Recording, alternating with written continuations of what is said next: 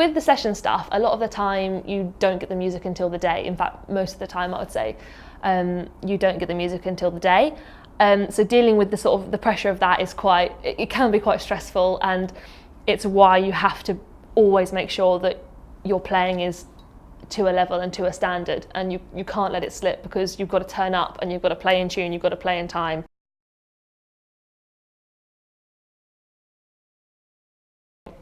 Obviously, because you're recording, you have the safety net of being able to stop and start, which obviously when you get the music on the day or the day before is a kind of a warm hug, you know. You feel a little bit safer in that knowledge. Time is money, and the more time you're taking getting a bit right, the more money it's costing, really. So there is a lot of pressure in that scenario. With regards to how many takes you sort of have in a session, it definitely varies.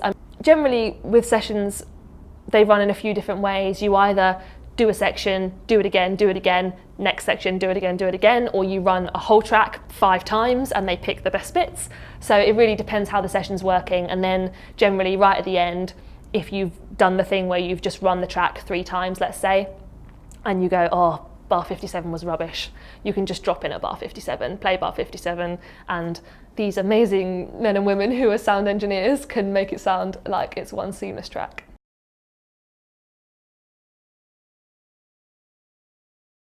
It's obviously useful, it's there for a reason, and it can be distracting, and I think it's something you have to get used to. Again, it's another skill on top of everything else that you're learning.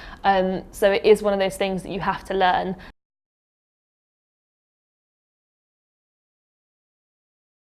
You often don't need to take very much with you, because obviously all the sound equipment's there.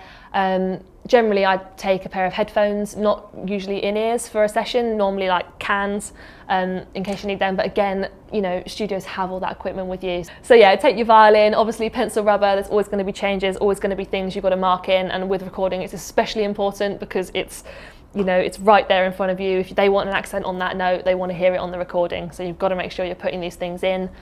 Generally it's pretty casual. You can rock up in your jeans or whatever, unless it's obviously a video recording as well, and then they'll probably request something. But yeah, generally it's pretty chill, whatever you're comfortable in. I personally just can't play with sleeves on. I just don't like my arms being covered, so generally a t-shirt for me is good.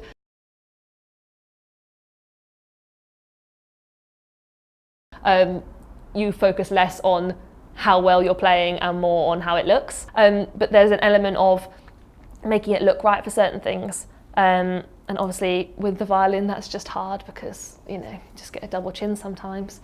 And, sometimes you just can't stop that, but you sometimes have to try and sort of sit in a quite unnatural position and do what you're directed to, really. And again, that's an interesting thing that you don't come across every day, and so again that's just something that you learn to deal with, and you learn to get good at smiling and playing. In those scenarios where you're either being photographed or being videoed, it's really just having an awareness of yourself, being aware of the habits that I have, like if you're pursing your lips or you're furrowing your brow, you've got to think to yourself, I need to be smiling, and that's that's enough, and also just actually enjoy yourself, but definitely being aware and kind of knowing your habits and trying to reverse them when you're doing a video shoot is useful.